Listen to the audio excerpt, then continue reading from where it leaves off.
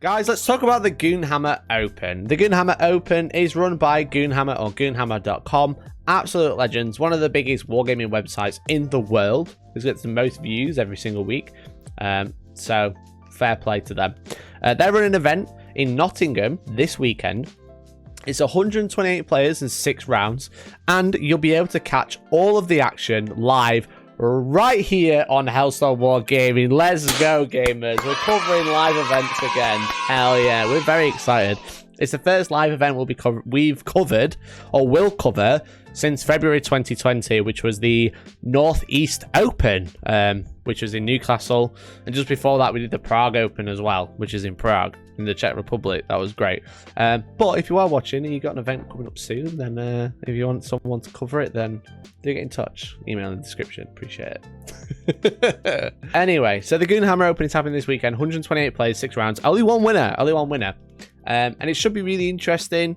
Now, I've got a hunch that I know what or even who is going to win, but we're going to talk about some of the lists or some of the players that I've looked into and what they're running, what makes their list tick, what makes their list not tick, or what's good against it, who I think is going to win, what I expect on the top tables, and overall, who I expect to be taking it away and taking the first Goonhammer belt. Which should be very interesting. So thank you very much to Goonhammer for allowing us to cover the event. If you want to watch it live, make sure you check it out right here, youtube.com/Hellstormwargaming. We'll also be live on Twitch. So let's have a look at some lists. Okay, so I pulled out 1, 2, 3, 4, 5 lists in particular. So they are using Vanguard Tactics terrain. I think they've designed their own layouts. I don't really know. It's just L's basically. Boom. There we go. There's the objectives. Thank you, man. Really appreciate it. We're live. There we go. So this is round 1. So this is like a little bit more dense than like LGT, but there is still quite a few lines of like line of sight. So we've got like 5 objectives for round 1. Let's have a look at like another example. Layout 1 is for vital intelligence as well. So we've got this one too. There's 3 layouts. This is layout 2. Sorry, this is layout 3 for round 2. So you got like a little bit more. It's a very similar layout. You've got quite a wide open space in the center, which is quite interesting for this one. Now, we don't have pairings yet, but this is round 6. Surround them bad. I like that. So this is round 6. You got like 3 L's in your deployment zone. You got 2 in the center. Fair enough. You got some craters in the middle. So the craters are not really providing much cover, but you got like quite a bit. This one's not bad. I like how you don't have much line of sight from here to here, but from here you can kind of draw a straight line, maybe through there. Should be interesting. This is going to help, as is this. So yeah, so that's the terrain. I said I pulled out 5 lists, which I think are going to be strong. I think going to be some contenders. It's mostly because they are very good players as well, which is obviously a massive, massive thing to consider when you are looking at like who's going to win an event and what sort of list they're running. And they are going to be running the best of the best. They are going to be running all the broken stuff, because that's kind of like what they want to go win, right? So we've got BCP open. So these are all the players that are registered. You can have a look now at Best Goes Pairings. You can have a look at Goonhammer thing. You just search for it and find it, and you can have a look. Have a look. Bloody hell. Bloody hell. You can tell I've been talking about Newcastle. So the first one I want to look at was Alex Harrison. So he's running Deathwatch. Now, obviously, Alex Harrison, a very good player. He's won the LVO before. He came second at the LGT because he lost to Malik with a very similar list. But let's have a look what he's running. So I pulled out some interesting things, really. He's running triple Volkite Contemptors, I should say, initially. So Volkite Contemptors, very popular in every Space Marine list ever. Doesn't matter what type of Space Marine you are. Even if you're a bad Space Marine, you like Volkite Contemptors. As you can see in his second detachment, he's running 3 of the buggers, which is really interesting. So let's have a look what else he's running. He's running a Tech Marine. He's got the Vulcan Pattern Auspicator, which I have no idea what that is. I don't really know much about the Deathwatch relic names. So the Vulcan Pattern Auspicator, it says it has the bearer has the following ability. While a friendly Deathwatch core unit is within 6 inches of the bearer, you get +1 to hit if the opponent has fly. So that's really good. It's almost like someone might be preparing for flyers. So that Tech Marine is not only healing Dreadnoughts, he's also giving Dreadnoughts and every other unit in this list, bar the Hunters, +1 to hit against fly. So they're just ignoring the -1. That's really good. That's a really good relic. I did not know they had that. That's really good. It's kind of like the Thousand Suns one where you ignore all penalties. That you're just like, okay, that's a really good relic and no one knows it's there. He's also got a Watchmaster. Obviously, a Watchmaster is basically a chapter master. He's got Paragon of their chapter with the Nowhere to Hide aura. So the Paragon of their chapter. Yeah, so basically you get to choose a different Warlord trait from the Codex, which is like chapter specific, which is nice. And he's going with a Vigil unmatched for the Tome of Ectoclades, which is the relic for those guys as well. Nowhere to Hide, which is the Deathwatch trait. In your command phase, you can select one enemy unit on the battlefield until starting next command phase. While a friendly Deathwatch coil is within 6 inches, you ignore cover. So pretty much everything's getting +1 to hit against fly and ignoring cover, which is, again, something that Admech really like because they can make their flyers get a cover save and then get +1 to saves if it's against damage 1. And the -1 to hit. So he's just gone, you know what? I'm just going to take everything to ignore those. That's hilarious. That is really good. Really good. So fair play. Tome of the Ectoclades. Once per battle in your command phase, you can choose to use a Tome of Ectoclades. You essentially choose one data sheet from your opponent's army. Until the start of your next command phase, the bearer has Deathwatch coil units within 6. Can reroll wound rolls.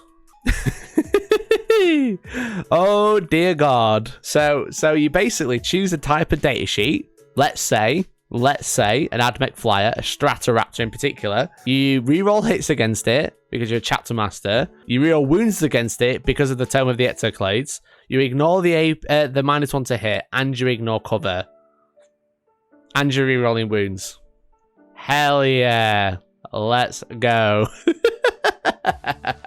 So if you want Incursor squad, these forward deploy. I like Incursors in most of my Marine lists because of the fact that they can forward deploy and they've got like quite a few attacks in combat. Do you really have something against my flyers? This is what this list is. It's got 2 Proteus kill teams. So he's basically got a bunch of Terminators with Cyclone missile launchers. Now I think his units of 10. 1, 2, 3, 4, 5. Yeah, it's units of 10. So he can combat squad them and like split the Terminators from the Deathwatch. And it means they'll also be OBSEC as well because these are troops, which is really nice. Also, the Deathwatch veterans all have Deathwatch frag cannons. Now, the frag cannons are, I think they're 2d3 shots. What was I saying? Yeah, so the Deathwatch frag cannons, so they have changed their stats, but I know that they're blast at strength 6, right? So they're assault 2d3, strength 6 -1, 1 damage with blast.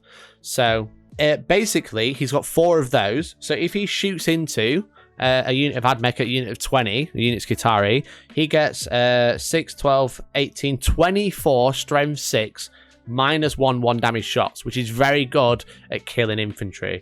Now, if he needs it, he can make it strength assault 2, strength 7 -2 and 2 damage, which is also really good at killing Marines. So they're like the frag cannons are like they've got like some really good play. A lot of utility. I think that's the word I'm looking for. A lot of utility into different units. So the frag cannons being really good at killing Skitarii, really good at killing opposing Marines, and really good at killing. They're really good at killing Drukhari as well because they're really good against the vehicles. So the win on 3s, probably re-rolling 1s or just re-rolling everything. At damage 2 as well, and -2, so they're forcing everyone to use their invulns as well. Really good, really good. He's then got an actual Terminator squad, so he looks like he's gone for 3 units of Terminators because they all have 3 Cyclone missiles, so loads of crack missiles everywhere. He's also then, as I said, he's got 3 Contemptor Dreadnoughts, which is really good. 2 of them have the missile launchers, 1 of them doesn't, but they all have Volkite, which is obviously 16, strength 6, no -2 damage shots. Re-rolling because of Chapter Master and re-rolling 1s because he's near the Watchmaster. Re-rolling 1s against certain data sheets. Re-rolling everything against certain data sheets. Re-rolling 1s against a battlefield roll, which is basically everything else if he wants it to be. And then the interesting one is 2 Hunters. Now, I was actually looking at Hunters last night. These are 110 points, right? They get 1 shot, but it's strength 9, it's minus loads, and it's D6 +6 against flyers, right? Let's get the Hunter data sheet up. It's T8 with 11 wounds at 110 points. It only has a single shot. It's strength 9, -3, D6 damage. If you shoot an aircraft, you add 2 to the hit roll. And each time you shoot an aircraft model, that attack has D6 +6 damage. D6 +6. Turn 1, this is going to be AP4, right? He took it personally when they became the meta. I mean, he used to run them himself. But obviously, he lost to Admech Flyers in the LGT final, which you probably all saw. So he's like gone hard to be like, F you, Flyers. I ignore cover. I've got all this anti-air. I've got 3 Volkite Contemptors because I hate everything else on the ground. I've got all these frag cannons to deal with everything else on the ground. I've got all these missile lodges that are rerolling hits and wounds against you. Damn. That is a very good anti-air list. LGT file, I didn't see anything. I was refereeing the table. Literally nothing happened. Delete Admech Flyers .list. But this is like by far the heaviest I've seen into an anti-air Admech flyer list, and I think it's really good. Obviously, an excellent player. It's a really good list, and it kind of like a lot what a lot of people said with Deathwatch. It was kind of like Deathwatch have a lot of tools. They don't seem overly broken straight away. They don't have like an obviously spammable unit, except for Volcons, but that's a different story. But they've got a lot of tricks, and it only takes like one good player to be like, right, actually, they've got a lot of good stuff in this current meta. We can build with that. So fair play. This is really good. We'll look at Conrad's list now. So Conrad, one of the winners of the LGT a couple of years ago, probably the last one. Well, he's won the LGT. He won the LGT Invitational last time. Not the one just gone, the one before when we covered it. He's running a really interesting list. So he's running, he's called them the Minotaurs. Well, he's running Minotaurs, but as a successor chapter. Now, Minotaurs are a Forge World chapter, just like Blood Ravens, but they're interesting because they have a character dreadnought called Hecaton Iacos, right? Hecaton, right, is a character dreadnought with a plasma cannon and a chain fist. He's move 8, BS and weapon skill 2, T9, 9 wounds, 160 points, right? He's got dreadnought close combat weapon, so flat 3 damage with his 5 attacks, 6 on the charge. He's got a heavy plasma cannon, which is damage 2 or damage 3 if he overcharges. He's got a storm bolter as well. He's got a 4+ invuln. It can't be chosen as your warlord, but when he makes a charge move, you can roll a dice, add 1 if it has a vehicle keyword. On a 3 to 5, it suffers a mortal wound. On a 6, it suffers D3. So the reason this is interesting is because it's another contemptor that's a character, right? So he can make this untargetable with company veterans with bodyguard rule. So this is a character relic contemptor with a plasma cannon and a chain fist. So he can use this to his advantage by protecting it with other stuff because it's a character and let it charge into, for example, let it go and fight in combat, go and charge into stuff, fire off a plasma cannon. Really good, really good. So Josh Roberts used this at our event, which is like 2 weeks ago, and he came second with this. A very similar list, very similar style. And it's just like, it's just abusing bodyguard, but with dreadnoughts, right? So, because Space Marines don't really have any real bad combat characters that are really shooty. So, like, unlike Sisters, which are kind of like relying on Celestine and Morven Val, whereas like Space Marines are relying on basically character dreadnoughts. He's got one of them anyway. He's also got the Primaris Tech Marine with target protocols. So choose a unit, reroll a hit, wound, and a damage roll. Really good. He's also been curses. He's got 2 units of company veterans. So these are guys with bodyguard. Super cheap. They've both got storm shields in both squads. And he can basically, he's got another character contemptor. He can play around with bodyguard. He's got a little bit more freedom because he's got 2 units rather than 1. And he's got 2 dreadnoughts, which is kind of nice. Then he's got 2 units of devastators. Now he's on double multi-melter, double grav cannon in both squads, which I think is quite interesting. I personally prefer triple melter, 1 grav cannon, but I mean, Conrad's arguably a better player than me, so fair play to him for running that. I just find like having 1 grav cannon, being able to shoot twice, is better than having like 2 melters and then making 1 shoot twice, because sometimes when you're against like opposing dreadnoughts and stuff like that, I think like having the more multi-melters is more important. The only time that like grav cannons are, having more grav cannons is better is like against Sisters, because they don't really rely on vehicles. They've just got rhinos. Why not all melters? Just points. No, it gives you more flexibility. It gives you way more flexibility because obviously one of them Marines is shooting twice, hitting on 2s, re-rolling 1s because it's IronHands, right? So when you shoot twice with a grav cannon, you got like 8 shots. That's 8 anti-infantry shots, which are hitting on 2s, re-rolling, and then wounding on like 3s normally. And then having the melters are really good against vehicles. So if you take all melters, that unit is only good against vehicles. It's not good against anything else, right? So let's say you take, like for me, 3 multi-melters and 1 grav cannon. You pop a rhino with that first round of shots. You can then shoot the grav cannon again and shoot whatever's just popped out of it. But it's also, they are cheaper, so it gives you a bit of flexibility, because if you really need the melters, you can have 4 that one turn. If you really need the grav cannons, you can have 2 melters and 2 grav. 3 melters, 2 grav. Conrad's gone for 2 multi-melters, 2 grav cannons. It does bring the points down by 10 points, because they are 10 points cheaper, the grav cannons. He's obviously putting them in a drop pod, and he's also got 2 land speeder storms as well. These are super fast. They're really good at playing the mission. They can protect his dreadnoughts, because obviously the dreadnoughts are characters. And they're just really quick and really cheap for 50 points. They're basically like a Venom, but for Space Marines, which, you know, again, just really fast. You can't put anything in them, which if you could, other than scouts, it'd be a lot more points. But it's kind of nice to have those on the board. He's then got the Lieutenant. He's got the Indomitus Lieutenant with the Storm Shield.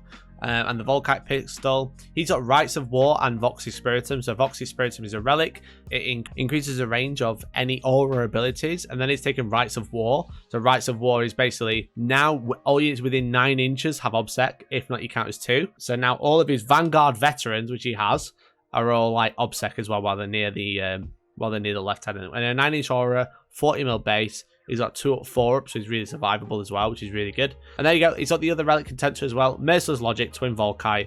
You've seen it all before. Exploding 6s to hit. Can't be targeted because of Bodyguard. Really good. He's then got, as you said, the 3 units of Vanguard. So 2 units of 5 and then 1 unit of 10, which you can obviously use for while we stand, we fight. What's it called now? To the last. So if he chooses the Vanguard veterans who are 309 points, he then has to choose the Volkite Contemptor and choose the Whirlwind Scorpius, who is at the bottom. And the Whirlwind Scorpius, heavy 2d3, strength 6, -2, 2 damage, ignore line of sight. It's just a whirlwind body, but the damage 2 and -2 is really good. -3, turn 1. Now, it's the same points as the Sakaran Arcus, and I'm like, I don't know which one's better. The Sakaran Arcus is only AP1, but it's 2d6 shots, whereas this is only 2d3. But it's just exactly the same points. The Arcus is BS2, it moves faster, it has more wounds, but the Whirlwind Scorpius is -2, naturally, rather than -1. So, this is a really good list. Whirlwind is 3d3. Are you sure? I thought it was only 2d3. My apologies. That has made it a lot better in my opinion. I still don't know which one's better because the Sakaran is a little bit faster. It's only -1, but it's more shots, but it's more random if you're shooting a small unit, whereas 3d3 is way more consistent. I've been like toying with both. I don't know which one I want to use. Normal Whirlwind Castell Launcher is 2d3. That's probably what I'm thinking. They're way cheaper though. Way cheaper, but also much worse. I think that's a really good list. It's made me start to consider stuff on my own list, my own IronHands list. Because I love Vanguard veterans. I think they're really good. Everyone knows that. Again, really good to the last. The Relic Contemptor, which you can't target. The Whirlwind Scorpius, which is going to be behind a Warlord game. And the Relic Contempt. And the Vanguard veterans, which are going to split probably. More than likely. If not, you could just run them all together. That'd also be really good. It's a really hard to kill unit. And it's all got Thunder Hammers or Lightning Claws. It's got a little bit of 3 damage if he needs it, and then all Lightning Claws, which is really good. So that's one I think is going to win as well. We've also got Malik.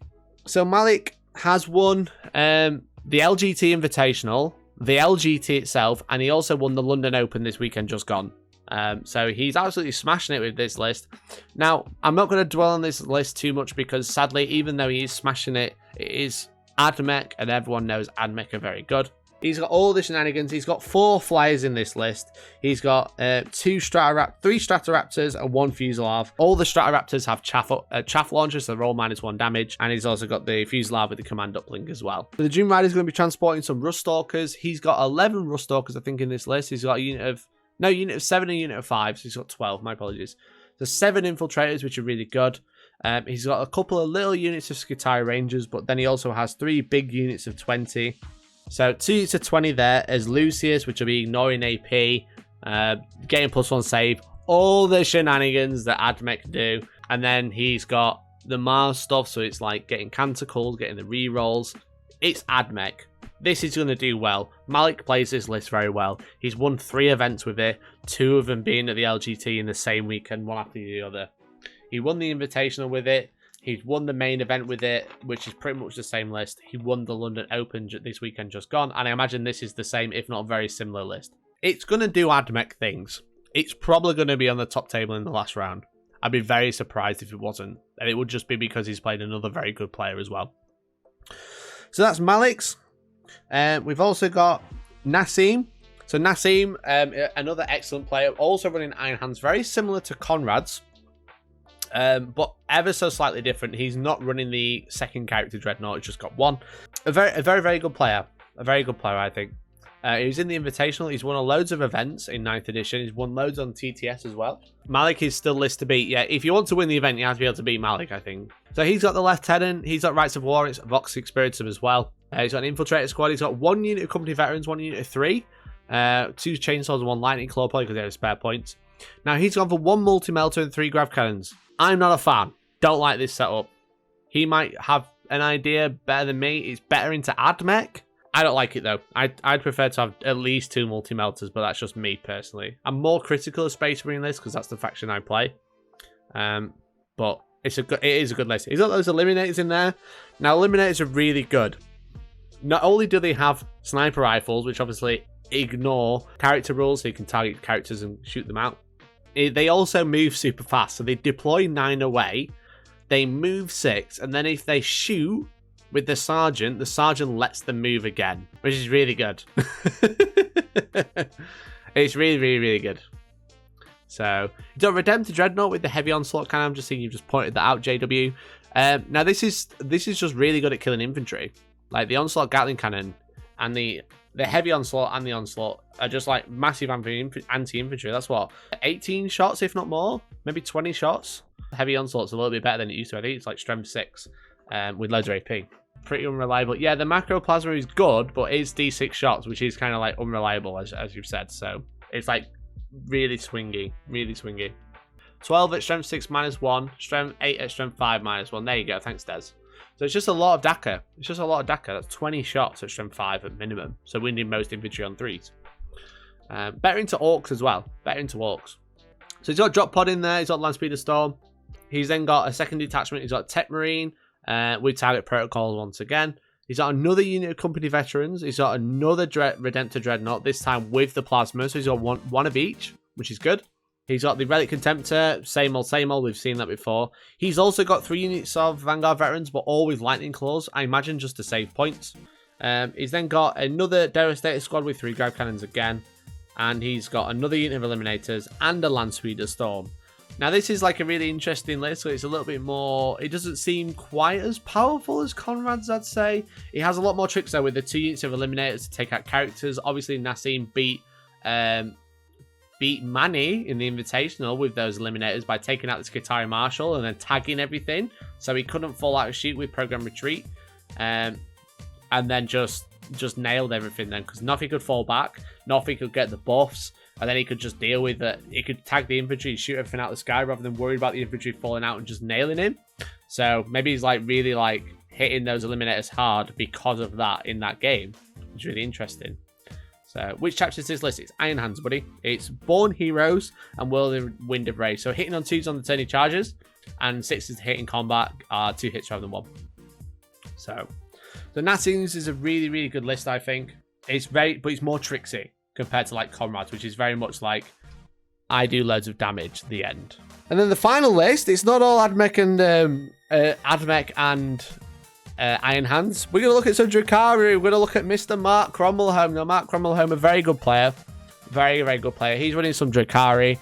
It is, sadly, a very Drukhari list. It's not really like off meta. I just think it's a really good list. Now, because... as we spoke about, like Goonhammer is using some actually good terrain. They're using actually good terrain layouts for the deployment, so you can hide stuff. He's gone for Raiders. He's got Raiders in his list, which you wouldn't really see it like the LGT, the last big event in the country, because the terrain was terrible.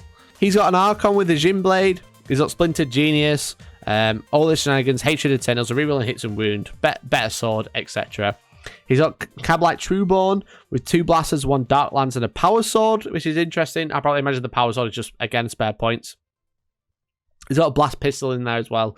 So that is 4 Dark Light weapons in 1 unit, which is really good. He's got 2 units of Cabalites, all with blasters. He's got 2 units of Mandrakes. Now, Mandrakes are like really interesting unit, I think. So Mandrakes have Bale Blast, which is 2 shots at strength 4 -1 and 1 damage, and a wound roll is a 6 in it. On a wound roll of a 6, it's a mortar wound addition, so just like a bunch of shots.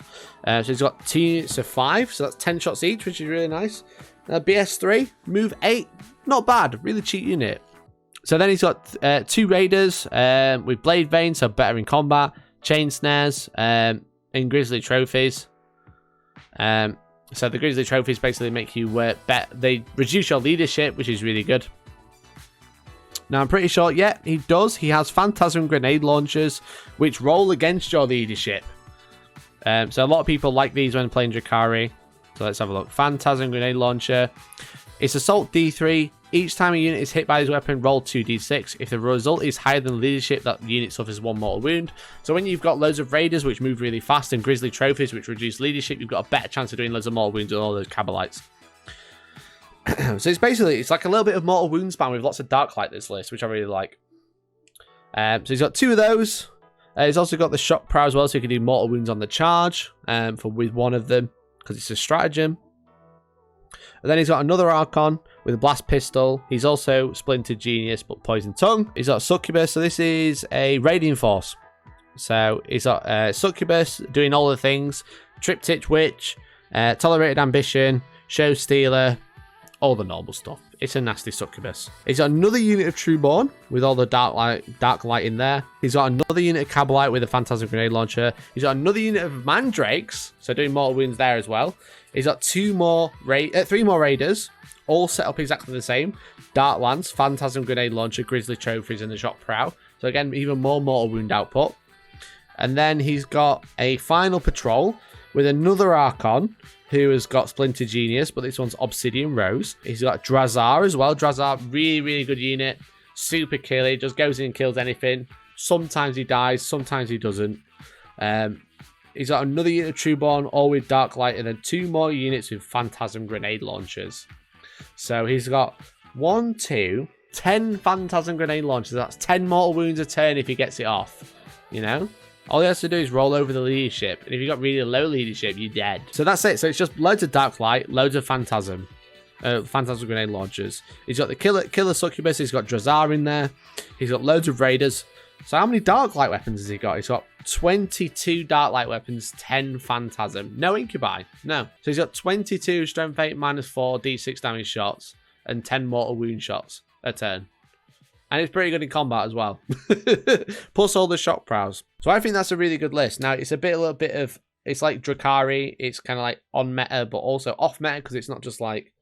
It's not got Incubi in there. It's quite interesting. It's got all the Mandrakes who can do all mortal wounds as well on a 6 wound. And they're getting like 10 shots each. So that's 30 shots. So on a 6 wound doing mortal wounds as well. And I believe Mandrakes forward deploy as well, you know. Yeah, they got from Out the Shadows. During deployment, set the unit can be set up anywhere on the battlefield there's more than 9 away. So they can go 9 away, so they can be a really good screen for early movement. They can stop sister Dominion Rhinos moving before the game. And they can also just jump on objectives early and stop stuff like other forward deploy units. So you can protect yourself and screen out really well. So that's a really good list. A really, really good list. And I think that's like a bunch of really good lists. So we've reviewed 1, 2, 3, 4, 5 probably winning lists. I think any of these lists could be on the top table the last round, or even against each other in the last round, unless they meet each other too early. What do you think? Do you think one of these lists will win? Do you think there's another list you want to look at that you might win as well? What do you reckon?